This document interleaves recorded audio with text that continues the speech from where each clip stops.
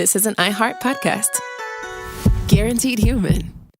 Well, the holidays have come and gone once again, but if you've forgotten to get that special someone in your life a gift, well, Mint Mobile is extending their holiday offer of half off unlimited wireless. So here's the idea. You get it now, you call it an early present for next year. What do you have to lose? Give it a try at mintmobile.com/switch. Limited time 50% off regular price for new customers. Upfront payment required. $45 for 3 months, $90 for 6 months, or $180 for 12-month plan. Taxes and fees extra. Speeds may slow after 50 gigabytes per month when network is busy. See terms.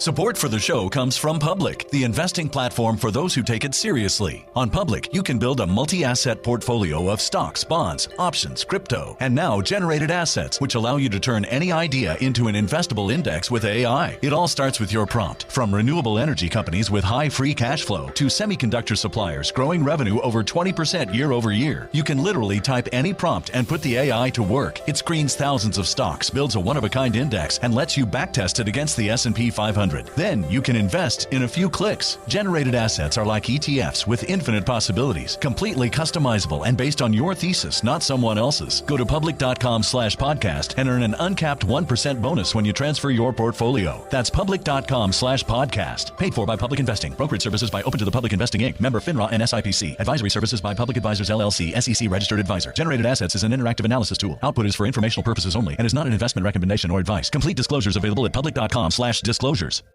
This Sunday, iHeartRadio brings you live to Levi's Stadium in Santa Clara for the Super Bowl 60 tailgate concert, presented by NetApp. It's the ultimate pregame party, featuring an exclusive performance from Teddy Swims.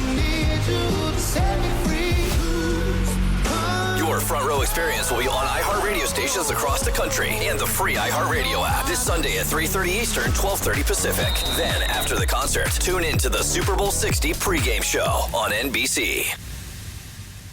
This is Andrea Gunning from Betrayal. Most wellness routines fail somewhere between day one motivation and where did I put that powder? That's where Grunes comes in. Grunes packs over 20 vitamins and minerals, greens, and prebiotics into a snack pack of tiny, delicious gummies. No powders, no pills. Just a simple way to support your gut health, beauty, energy, immunity, recovery, and cognition. Plus, the ingredients in Grunes are backed by over 35,000 research publications. It's a convenient, comprehensive formula designed for real life. Get up to 52% off with the code BETRAYAL at Grunes.co. That's code BETRAYAL at GRUNS.co. Why have we asked our contractor we found on Angie.com to be our kids' legal guardian? Because he took such good care when redoing our basement that we knew we could trust him to care for our kids, all 8 of them, should something happen to us. Are you my dad now? No, sorry, I do basements.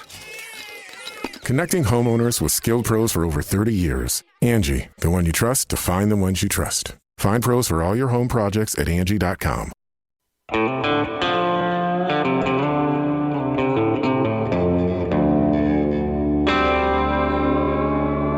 Body Bags with Joseph Scott Morgan.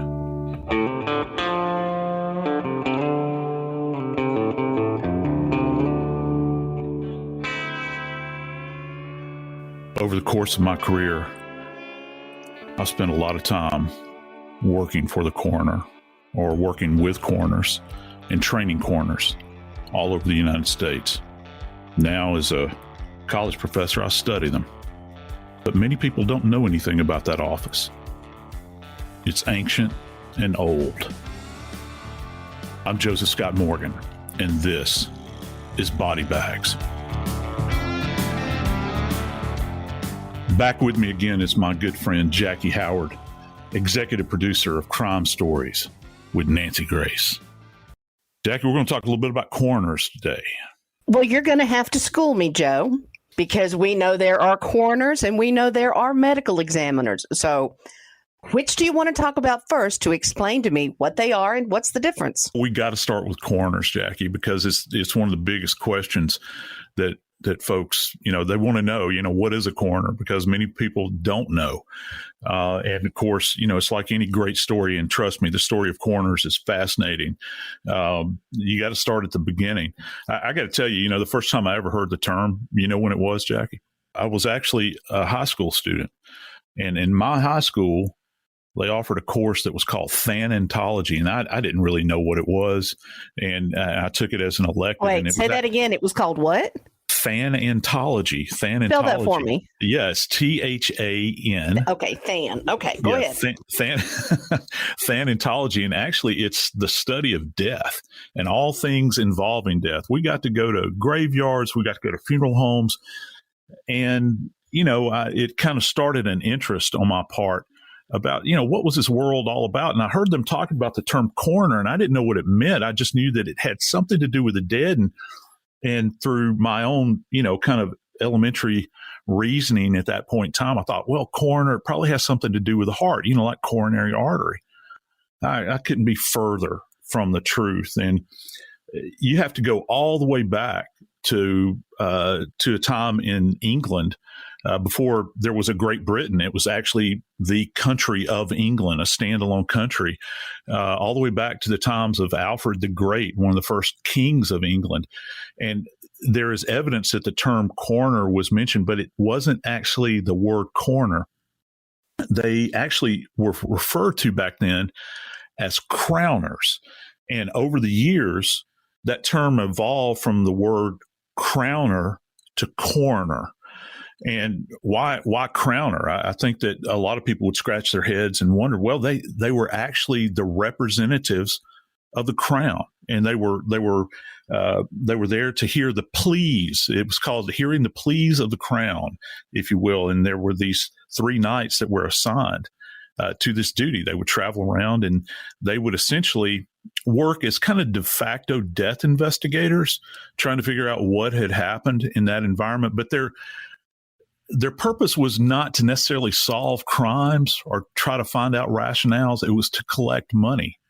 And that's, some people point to this period in time as when the death tax actually began to be enforced and to take place. And I think I have a lot of people that have come to me over the years, and they'll say, we've heard that it's illegal to commit suicide, and that had actually been on the books at some point in time. And, interestingly enough, it was declared at one point in time that it was, in fact, illegal to commit suicide, but it had nothing to do with the destination of your eternal, immortal soul, as a lot of people think that it had some kind of connection to the church. The thing was that back during these times, if an individual took their own life, that means that if this could be proven, then every bit of property that they had, guess where it would go? It would be forfeited to the crown. So they could collect. So there was like a motivation on the parts of these representatives of the crown to go out and certainly make a determination about the cause of death. I really wonder all those years ago if they kind of listed toward a manner of death that would have been qualified as suicide, because all the money, all your property, all your livestock would be taken. And it didn't matter what station you held in life. So it would be reverted over to the crown. And, you go forward, a few years from there, and people have heard of Richard the Lionhearted. Well, he's kind of the, if you will, the spiritual father, I guess, if you will, or this ancient person that existed during that period of time that kind of formalized the office of crowner/coroner, because he was all fighting crusades, and he was not getting money or revenue from the sheriffs. You've heard of the evil sheriff of Nottingham and the Robin Hood legacy, and that can be traced back to that period of time, an evil King John that was in place of King Richard. Well, King Richard needed a source of funds, and so he would send these crowners out to collect money on his behalf so he could continue to prosecute these crusades and ransoms and all of these things that were taking place during that period of time. But after a period of time, the office began to evolve, and it just became part and parcel of English common law. And still to this day, it exists. There's certainly quite a few years between those days and these. So what does a coroner do, and how does a coroner get into office? Yeah, it's gonna vary from state to state, essentially what the requirements are going to be a coroner. And still roughly about half the states in the United States still hold on to this office of coroner. Remember when the British colonies, and you think back to the Massachusetts Bay Colony and these sorts of things, they didn't just leave England behind. They brought English common law with them. And so when they brought all of these offices together, and kind of backing up a little bit, that ancient document, the Magna Carta, people don't realize how old these offices are. Actually, I think it's like in the 27th paragraph of the Magna Carta, you can still see it if you look at a copy of it. The word sheriff, bailiff, and coroner are all mentioned in the same line. That's how old these offices are. And this goes back to the early 1200s when the Magna Carta was instituted. And so that law came over to the U.S. or to the colonies at that point in time because they had no other framework to kind of go off of, so they were going to maintain this. And so the coroners in the U.S., as we see them now, essentially evolved from those early days. And you can go from state to state, and every now and then you'll come across these weird kind of what we refer to as amalgams of coroners and medical examiners and all these sorts of things. And it gets confusing. But just so folks understand, there in many states, and not all, but in many states, there is no real educational requirement for a coroner. And that's one of the knocks against the system, that if you go to run for the office of coroner, that you don't have to be particularly degreed in a certain area. But I'll give you an example. As everybody knows, I started my career in Louisiana. Well, Louisiana is a coroner state. That means that each one of the parishes, which are like counties, has its own coroner. But in that state, in order to run for the office, you have to be a physician. You have to be a medical doctor in order to run for that office. But you go to other states, and in some places, they require nothing more than a GED in order to run for that office. So there's a desperate difference between the level of education that's going to vary from state to state in many cases, and that can leave the population wanting, as far as thorough death investigations. And then on top of that, some states require coroners to have formal training, and in other states, they essentially say, "Good luck. Here's a book of the laws. Best of luck to you. I hope you do well." And they give very little training. And so that's a problem nationwide that has been identified over the years.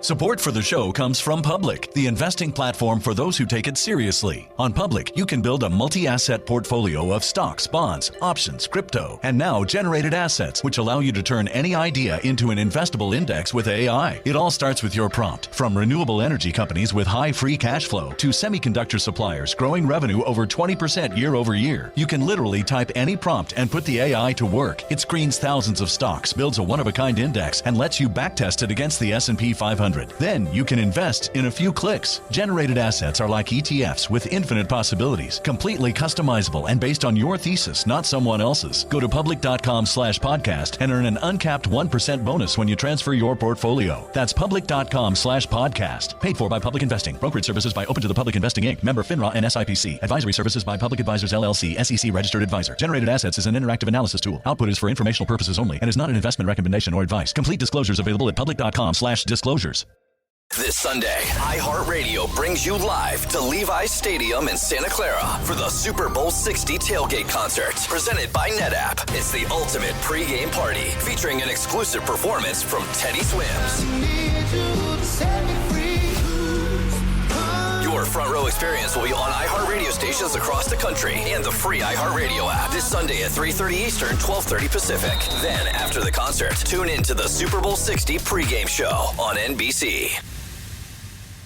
Now I'd like to introduce you to Meaningful Beauty, the famed skincare brand created by iconic supermodel Cindy Crawford. It's her secret to absolutely gorgeous skin. Meaningful Beauty makes powerful and effective skincare simple, and it's loved by millions of women. It's formulated for all ages and all skin tones and types, and it's designed to work as a complete skincare system, leaving your skin feeling soft, smooth, and nourished. I recommend starting with Cindy's full regimen, which contains all 5 of her best-selling products, including the amazing youth-activating Melon Serum. This next generation serum has the power of melon leaf stem cell technology. It's melon leaf stem cells encapsulated for freshness and released onto the skin to support a visible reduction in the appearance of wrinkles. With thousands of glowing 5-star reviews, why not give it a try? Subscribe today and you can get the amazing Meaningful Beauty system for just $49.95. That includes our introductory 5-piece system, free gifts, free shipping, and a 60-day money-back guarantee. All of that available at meaningfulbeauty.com. Why have I asked my HVAC guy I found on Angie.com to change my grandpa's trachea tube?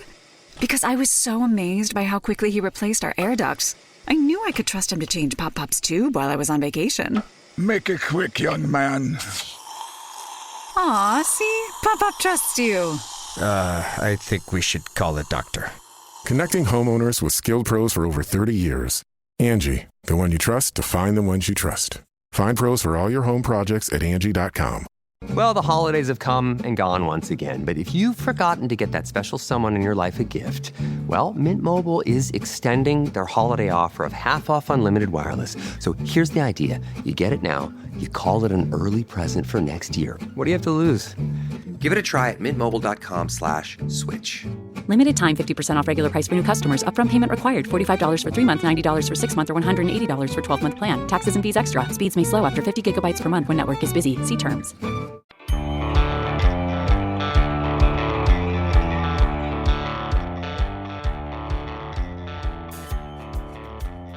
One of the tragic things here is that many people never really fully appreciate what the coroner does until perhaps a coroner or a coroner investigator shows up at their doorstep to deliver them individually bad news. Can you imagine? That's the first time you ever hear about a coroner, and then suddenly you're kind of plunged into this world where you have to understand what the office does and what service they're supposed to provide to families. Once you get elected, is there a class, a certification? I mean, are you telling me there's nothing in some jurisdictions that I have to do other than run for office? Yeah, in certain jurisdictions, Jackie, it is mandated that you have to go to, say, for instance, in certain jurisdictions, a 2-week course in order to be up to speed with the laws and the basics of medical legal death investigation.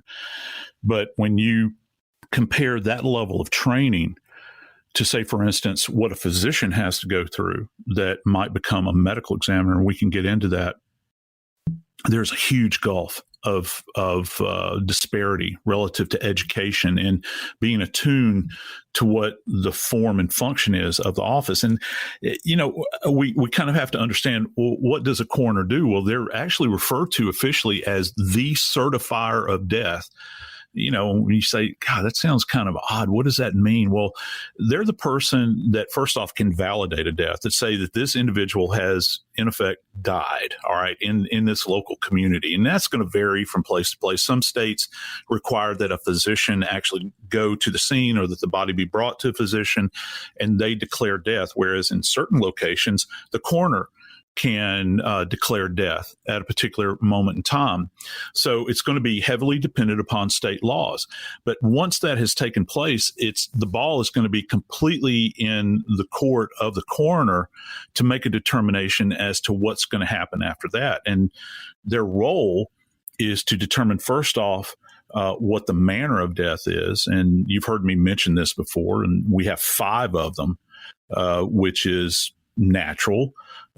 We have homicide, accidental, suicide, and then the 5th one that's kind of nebulous is called undetermined. And if you'll kind of imagine those 5 manners of death as a gigantic umbrella, the next step that coroners have to do is to determine what the cause of death is. So that, you know, that's going to be things like, say, an acute myocardial infarction, which is, you know, it's medicalese for a heart attack. Okay. Part of the heart muscle dies as a result of a blockage. Okay. Well, many people in this country, as a matter of fact, the number 1 killer in our country is actually heart disease. All right. Most people are going to succumb to that. But the question is, can someone, let's say, for instance, let's take an acute MI as it's referred to in the vernacular. Can someone die of a heart attack and that be classified as something other than a natural death? Well, the question is, yeah, that can happen. I've actually handled a case where an individual shocked an old man by, putting a shotgun in the old man's face. And the guy had a heart attack and died. And that young man was tried for murder and was convicted. So, yeah, that can happen. It can happen. But more commonly, we begin to think about things like, well, gunshot wounds. Well, what classifications can gunshot wounds fall under? Well, we've got certainly homicide. We've got suicide, and then we've got accidental, and then you might have undetermined. So it's up to the coroner to make a determination as to which one of these categories that the cause of death is going to fit under relative to manner. And this can get pretty complicated, particularly when you have cases that go back years and years and years, where you have a real hard time trying to come up with the specifics of what happened. And over a period of time, the individual may, for instance, be layered over with other disease process that have happened. And one of the things that impacted me the most, I think, when I was a very young coroner investigator, is I actually assisted in the autopsy of a gentleman that had been in a nursing home since, I think it was like 1946, stateside. And he had been in there since he was like 20, I believe. He finally died in the 80s, and he had been paralyzed essentially from his waist down, or from his mid-abdomen down, and had constant care over all these years. And Jackie, one of the tragic things about this is that the reason this gentleman had wound up in the nursing home to begin with was the fact that he had sustained a gunshot wound all those years back, multiple decades back. You know where he sustained that gunshot wound? At the Battle of the Bulge. And that round had actually lodged in his spine against his spinal cord and had paralyzed him. And they didn't have the ability to extricate that round. They figured that it would cause greater harm. And you know that all of those years later, even though he had been in a nursing home, the coroner at that time ruled his death as a homicide. And so I was always fascinated by that. And I remember distinctly being there present for the autopsy, and I physically removed that projectile from his spine. And there I was holding that piece of history in my hand. And, now all of these years later, I think about how everything that you do in life, many times relative to death investigation, is going to impact the future going forward. So the coroner has to be equipped to analyze every bit of this data that comes in, particularly as it applies to people's medical histories and all this. Keep in mind, contrary to what you see on television, homicides only make up a very, very small percentage of the deaths that coroners and even medical examiners work. The lion's share of the deaths are going to be some kind of natural disease pathology. So you have to be really attuned to natural disease and kind of how it impacts the population at large. Joe, you're making me shake my head, because it's just kind of mind-boggling knowing that there are different regulations depending on where you live. So you could have a tremendous coroner, one who is highly qualified to handle death scenes, or you could have Joe Blow off the street who just has a GED. What do we do with this knowledge?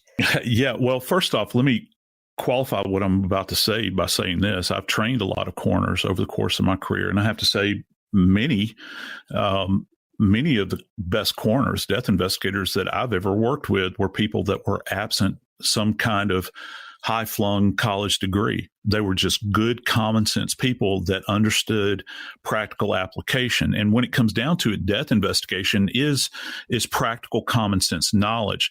The trick is understanding and learning. You have to be self-taught in a lot of these areas about everything. I mean, everything from natural disease pathology, like we mentioned, to toxicology, to even DNA. And, and even the greatest physicians that are out there are not necessarily schooled in all of these areas. And much of the time, it comes down to how motivated the coroner is that is in office and how many resources they have. And sadly, one of the problems is that for many coroners is that they're not, they have such a desire to serve their community, but yet they don't receive the appropriate amount of funding. The state might not provide the amount of training that would bring them up to speed, say, with their colleagues that are in a medical examiner's office, and they don't have the facilities. I've worked with coroner's offices before where I've worked in some of the most deplorable conditions that you can imagine. And it's because there were no resources existent. And I think a lot of it comes down to many times politicians, they don't want to think about death. They don't want to sit around and talk about death. But isn't it interesting that it's going to impact everybody? It's going to touch everybody's life. No one, as they say, gets out alive. And that sooner or later, as it all kind of spins around and life goes on, people are going to be impacted by the services of the coroner. And in my estimation, there is no greater service than helping families that have lost a loved one.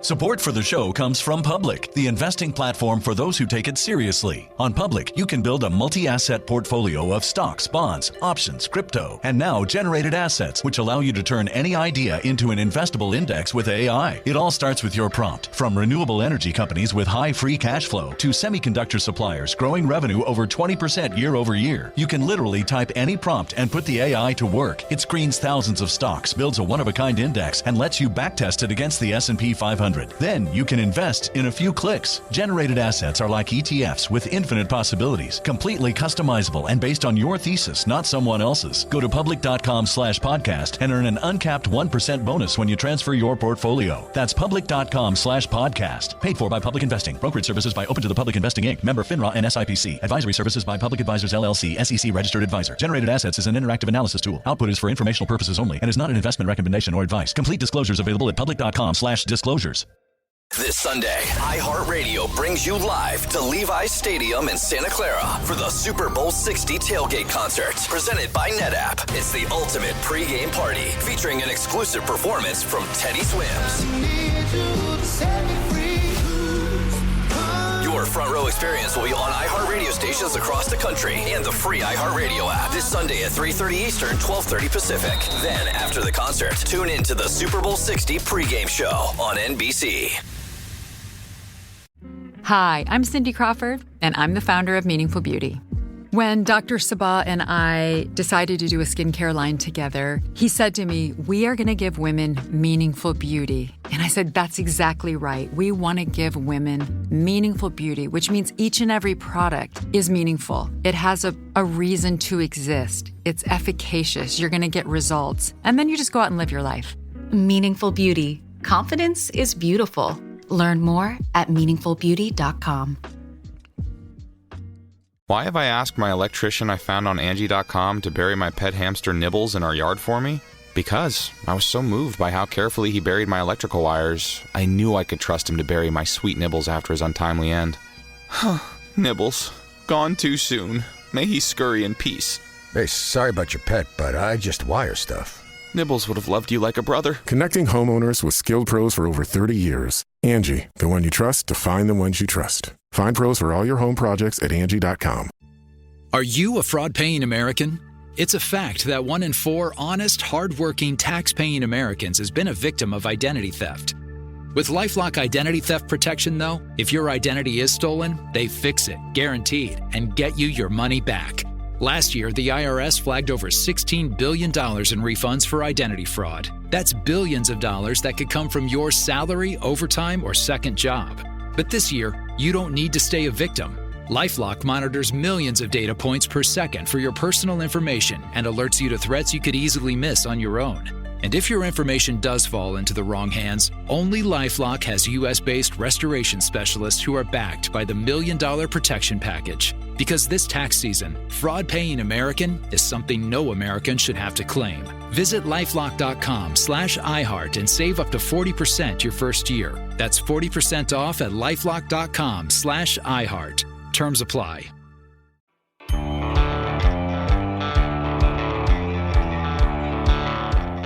I've worked in both coroners and medical examiners over the course of my career. And the one commonality that I have found is that in the offices I've worked in, that people always were striving for excellence. They wanted to be there as medical legal death investigators. But the problem is that many times, many of them lack training and they don't necessarily have all the resources that other people have. So you've explained to me what a coroner is. Of course, I'm going to show my age here and say I used to watch Quincy all the time. It was my favorite show with Jack Klugman. So what is the difference between a medical examiner and a coroner? Well, I'm glad that you mentioned the show Quincy. I get that comment a lot. Did you know that coroners out and this is one of the little interesting little factoids about coroners in certain areas of California, the coroner and the sheriff, listen to me very carefully, the coroner and the sheriff are one and the same in the office. And there's a lot of people that have a problem with that they see that as a conflict of interest between these two offices, and yet they will employ a medical examiner to actually do the examinations. Now, it kind of makes your head spin when you begin to think of it. There's actually, Jackie, there's actually a couple of states out there where the coroner is also a prosecutor, which I find fascinating. You can go down to Texas, they don't have coroners. And you go to the big cities, they'll have a medical examiner in the cities. But do you know who actually does the job of the coroner in Texas and many of those counties? The justice of the peace. It's just one of these things that's all over the board. So when we begin to talk about medical examiners commonly, and not in every single case, I think that Michigan is probably one of the best examples where you'll have a physician that is not necessarily a pathologist or a forensic pathologist, but they are a physician and they kind of handle individual counties in that region. But by and large, when you think about medical examiner, you think about this term that people hear in the media all the time, this forensic pathologist. And to give you an example, for instance, I have kids that come to me all the time at university and they say, I want to be a forensic pathologist. I want to be a medical examiner. And I explain to them what they have to do. And this is what you have to do. This is the simple recipe. First off, you got to go to medical school. Well, how long is that? Well, that's 4 years after you graduate with your undergraduate degree. And then if you want to go into forensic pathology, first off, you have to go through a pathology residency. That's 5 years, Jackie. So we're talking about right now at this point, 9 years after you graduated with your undergraduate degree. And then if you make it through the pathology residency, which is, all the stuff that they do, looking at tumors and then managing a lab and all those sorts of things in hospitals, then you have to find what's referred to as a forensic pathology residency. Now, when I was working in Atlanta, we had it's actually a fellowship. We had a fellowship program there. We only selected 2 people per year that would come in, and they were from all over the world. So it's highly competitive to get one of these positions as a forensic pathologist. And then you have to make it through all of the training, and it's very, very intensive. So you have all of these years of training that an individual has to go through to become a medical examiner. And then you compare that to what many states use. Their system is a coroner system where they don't have a medical examiner. So, we talk about the level or lack thereof of education or the resources that are made available to coroners. And it's a real head scratcher, isn't it? Because you can go to a place like, say, for instance, I'll give you a great example. State of Oklahoma. State of Oklahoma doesn't have coroners. That's a statewide medical examiner system.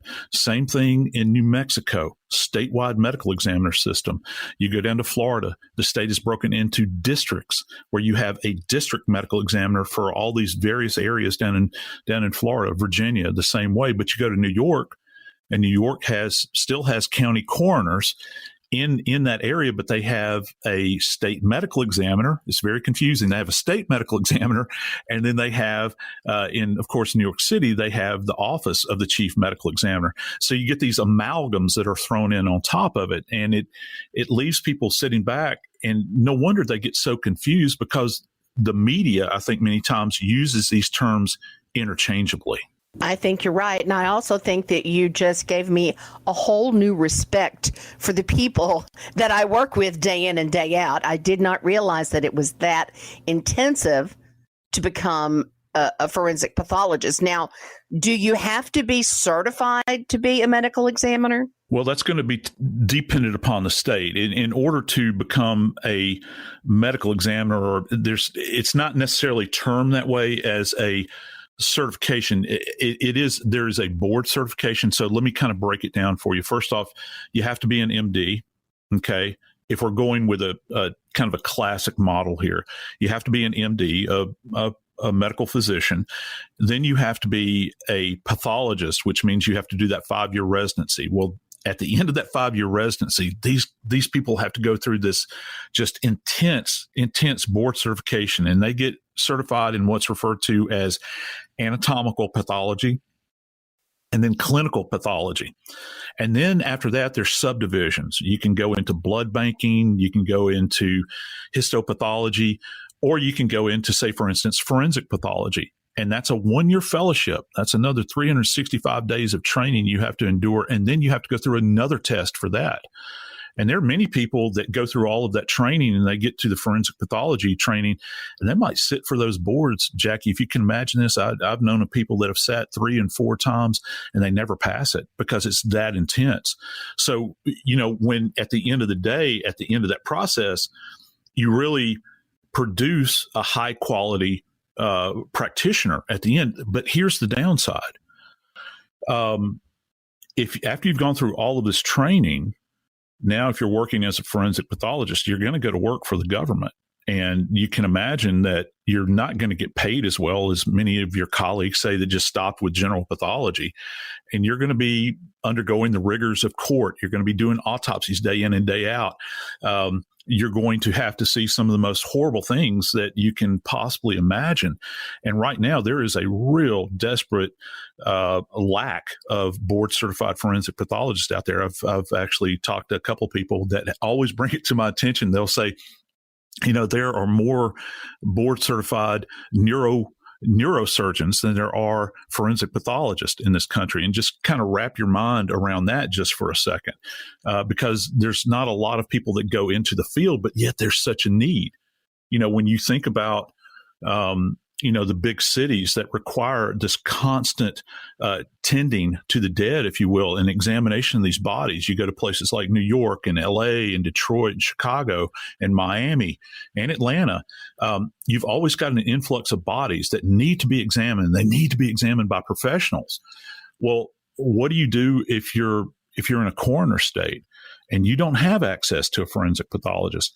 Well, those bodies have to be transported to a location where you can get access to somebody that can effectively do an autopsy, and it creates a real problem. So let's throw a monkey wrench in this, Joe. Where do you come in this hierarchy, the death scene investigator? Well, people have asked me that before, and, they say, well, you say you work for a coroner, you work for a medical examiner. Well, yeah, I'm what's referred to as a medico-legal, or was.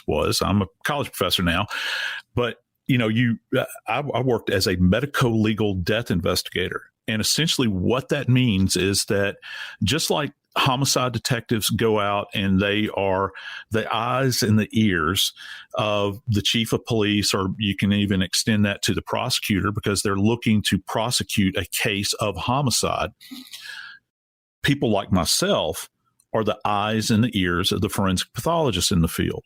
So, you see it on TV where you have these doctors, these forensic pathologists that go out to these scenes and these dramas and all that stuff. There's not enough of them to do that, Jackie. It doesn't happen. Now, I've been out on scenes with forensic pathologists before. Trust me, it does happen every now and then. But for the most part, day in and day out, it's going to be people like myself that go out and they go and observe the bodies at the scene. Remember, one of the most important parts of death investigation is seeing the body in its natural, pristine state, that place where you live, you indwell, where you go about your business with your family, where things happen to you in that environment. When you take that body out of context and you don't go out to the scene to examine the body, it can wind up creating major problems. So for the medical legal people like myself, the investigators, we go out, take photos at the scene, just like the police do. We do our measurements. We do our examinations. And then we make a decision at the scene as to whether or not we're going to release the body from the scene to a funeral home, or if we're going to bring the body in for further examination back at the county morgue. And that's the long and short of it, that's what we do. The difference between a medical legal death investigator and, say, for instance, a homicide investigator is that homicide investigator is specifically focused on homicide. Well, homicides make up a very, very small percentage of the totality of all the deaths that occur. We still have to go out and examine natural deaths and, of course, suicides and accidents and all these things. But our working premise, and this is something that I teach my students and always have and always will, is that our working assumption is that every death is a homicide until we can prove otherwise. And the reason we do that is because if you assume that everything that you go out on is a homicide, that's the most intense investigation that you can conduct. And that way, that ensures that you're not going to miss anything, that you're going to assume that something nefarious has happened to this individual. And then logically, you begin to go down your checklist and you're whittling things away until you come to a conclusion that it's something other than homicide, for instance. And then you can move forward with the investigation. You can get medical records, or you can go back and get psychiatric records, for instance, if you're dealing with a suicide. And it all fits into one gigantic piece, which should be a complete investigation relative to manner and cause of death. I'm Joseph Scott Morgan, and this is Body Bags.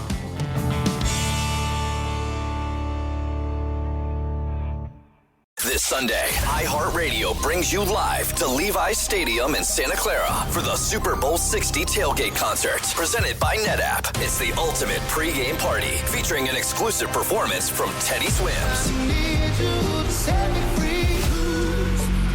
Your front row experience will be on iHeartRadio stations across the country and the free iHeartRadio app this Sunday at 3:30 Eastern, 12:30 Pacific. Then, after the concert, tune in to the Super Bowl 60 pregame show on NBC. This is Andrea Gunning from Betrayal. Most wellness routines fail somewhere between day one motivation and where did I put that powder? That's where Grüns comes in. Grüns packs over 20 vitamins and minerals, greens, and prebiotics into a snack pack of tiny, delicious gummies. No powders, no pills. Just a simple way to support your gut health, beauty, energy, immunity, recovery, and cognition. Plus, the ingredients in Grüns are backed by over 35,000 research publications. It's a convenient, comprehensive formula designed for real life. Get up to 52% off with the code BETRAYAL at Grüns.co. That's code BETRAYAL at GRUNS.co. Running my small business was like playing basketball 5-on-1, and I was the one. Now, QuickBooks gives me access to a team of AI agents and trusted experts for the assists I need. Nothing but net. Outdo it with Intuit QuickBooks. Feature availability varies by product. Are you a fraud-paying American? 1 in 4 tax-paying Americans has been a victim of identity fraud.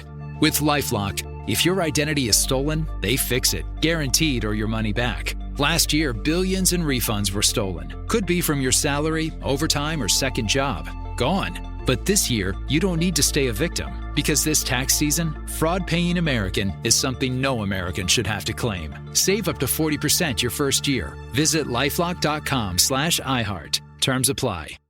It never happens at a good time. The pipe bursts at midnight. The heater quits on the coldest night. Suddenly, you're overwhelmed.